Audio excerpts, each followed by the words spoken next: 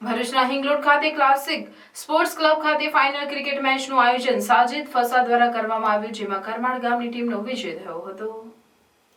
Final મેચમાં ભરૂચ જિલ્લા cricket એસોસિએશનના ઉપપ્રમુખ મનીષભાઈ નાયક અને બાબુભાઈ જીએનએફસી વોરાસમની વાળાઓએ ટોસ કરી મેચની શરૂઆત કરાવી હતી, જેમાં દેશ વિદેશથી પધારેલ મહેમાનો બાબુભાઈ યુએસએ, સિરજભાઈ યુકે લેસ્ટર, કમલેશભાઈ સિમોડરાવાળા, સૈફભાઈ ચીના, વાજીદભાઈ જમાદાર, મુનાફભાઈ કેનેડા, જહીરભાઈ યુકે, નજીરભાઈ યુકે, હારૂનભાઈ યુકે, અબ્દુલભાઈ કામઠી, અનિશરાત, સરફરાઝ તેજખાન, મોહસિન જુલવા, અકીબભાઈ મુનસી ભરૂચ તેમજ મેસરાતના રિઝવાન જમાદાર, ઉસ્માન ભૂલ, મુબારકભાઈ અને હિંગલોડ ગામના આગેવાન તથા આજુબાજુના ગામના ક્રિકેટ પ્રેમીઓ ઉપસ્થિત રહ્યા હતા.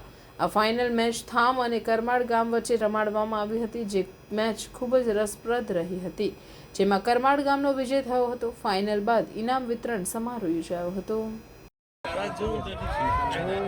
આજરોજ હિંગલોડ ક્લાસિક સ્પોર્ટ્સ ક્લબ ઉપર 2023ની ટુર્નામેન્ટની નોકઆઉટ ટુર્નામેન્ટ જે 48 ટીમ્સની ફાઇનલ મેચનું આયોજન હતું.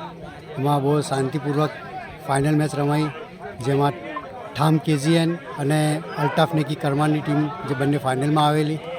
એમાં ઠામની ટીમે ફર્સ્ટ બેટિંગ કરીને 163 રન કરેલા, જેના જવાબમાં કરમાળે 163 રનનો ટાર્ગેટ હતો એ પૂરો કરી અને વિજેતા બની છે. કરમાળની ટીમ વિજેતા બની છે આજના દિવસે.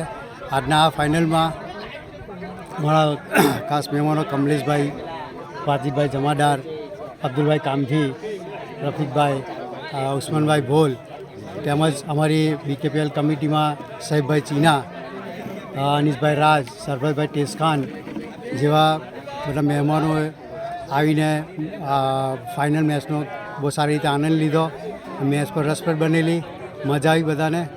અને નેક્સ્ટ પાછો અમે નેક્સ્ટ સન્ડેના બીજી ચાલુ વર્ષની ફાઇનલ મેચ થવા જઈ રહી છે.